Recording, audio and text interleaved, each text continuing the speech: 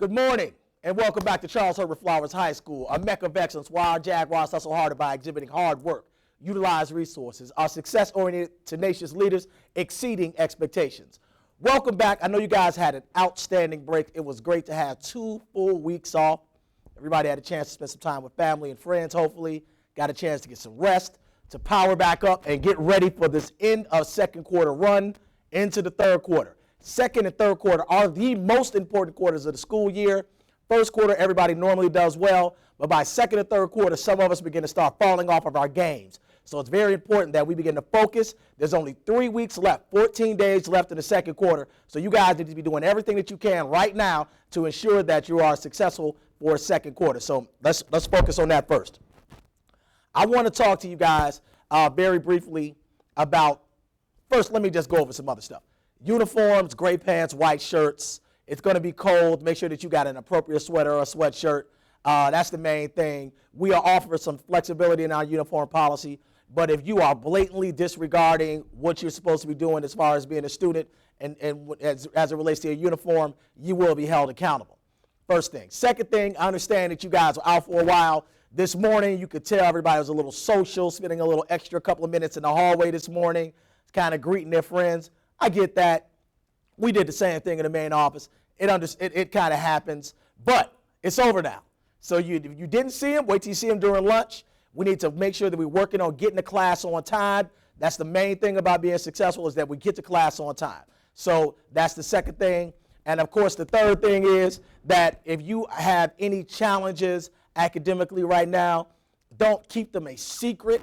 Have conversations with your teachers, have conversations with your administrator, your guidance counselor.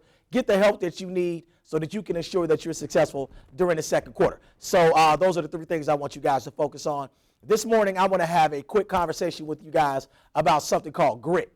Now, for those of us that are in my generation and beyond, we understand that that thing around grit is about embracing the struggle. It's about, really, when we talk about hustling harder, that is really what grit is about. It's about exercising that heart, that intestinal fortitude, the things that you need to do when you face adversity to ensure that you move forward. So we're going to talk about grit very briefly this morning. And Angela Lee Duckworth, she defined grit. Grit is not just having resilience in the face of failure, but also having a deep commitment that you remain loyal to over several years. So grit is not something that happens one time. Grit is not something that happens over a short period of time.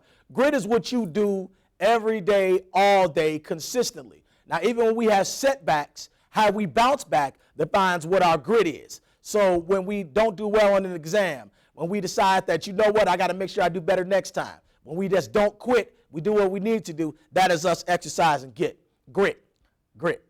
So a couple of 5 points that I want to give you guys about how to exercise grit. First, take charge of your own learning. Understand that you are the only person that's responsible for your learning. Your teachers are here to help you. Your classmates can sometimes help you. But at the end of the day, it rises on you and your own personal efforts. So do not use anybody else's as an excuse. When you don't do well, it is your fault. Embrace that and move forward so that you can, because you can change what you do. You can't change what others do. You can't change your teacher's personality. You can't change how your parents are acting towards your grades. The only thing you can change is how you react to things. So take charge of your own learning. That's the first part of grit. The second thing is that be considerate to others and be helpful to others. Because, you know, there's something about having good chi, right?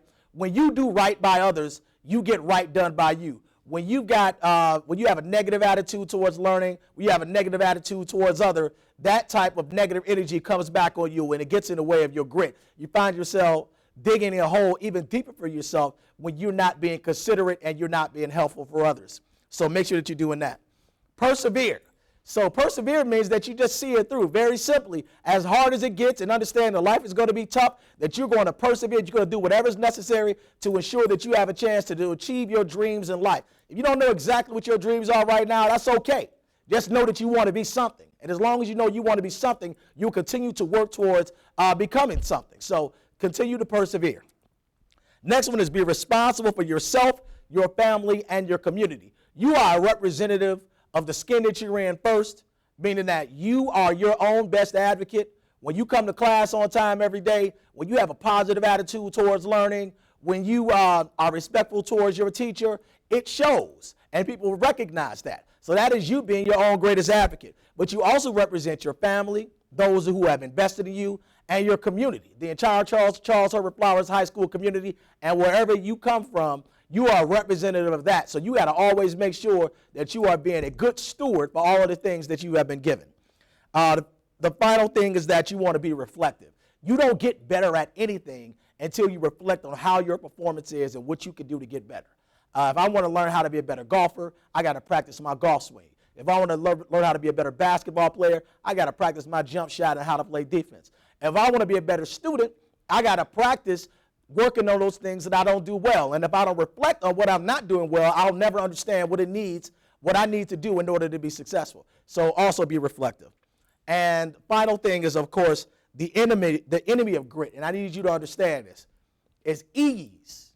And a life of ease is the enemy of grit. The life of ease is what most of us want, but it's not what's good for us as humans. For our own personal development, nor for society on the whole, and our contribution to the rest of humanity. The strenuous life is good for us. Understand that. The strenuous life is good for us. It makes us tougher and better equipped to withstand the peaks and valleys that we'll inevitably go through in life. Ease does not develop grit. Hard work and persistence does. Ease makes you weak. Hard work makes you tough. So the students here at Charles Herbert Flowers High School, we're going to be tough, all right? We're going to embrace the struggle. We're going to embrace doing what's necessary to be successful, regardless of what life throws in front of us. Understand, we can't control what life throws at us. All we can do is control how we react to it. So I hope this pep talk has gotten you fired up for the second part of the second quarter and for the second part of the school year. I'm your principal, Mr. Brown. Don't have a good week. Have a great week. Thank you.